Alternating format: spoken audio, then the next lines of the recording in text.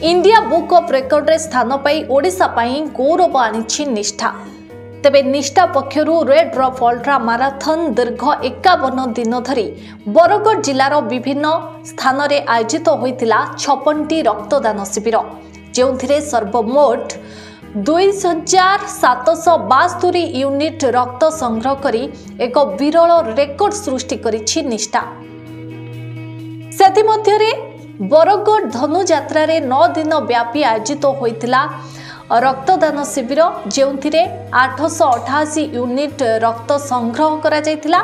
सेहिपरि ओडिशार प्रथम थर पई जनवरी 1 रु फेब्रुआरी 2 दीर्घ 33 दिन धरी रेड रफ माराथन नाम रे प्रतिदिन रक्तदान शिविर आयोजित होई आसुथला, किंतु एहार सफलता को देखि जनसाधारण एवं विभिन्न सहयोगी संगठनर सहयोग क्रमे एहाकु पुणी 51 दिन को वृद्धि करा जाय रेड रफ अल्ट्रा माराथन नामकरण करा जायतिला, जहा एबे गोटिए परे गोटिए सफलता साउंटिछि।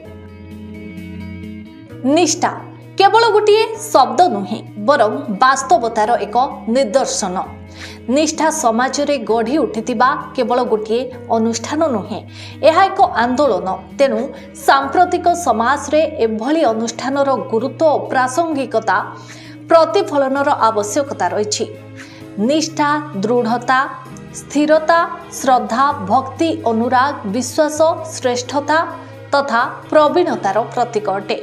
ए महनीय गुणावली को अंगीकृत करी 2010 मसीहा जून 14 तारिख रे निष्ठा अनुष्ठान तैयारी होइतिला।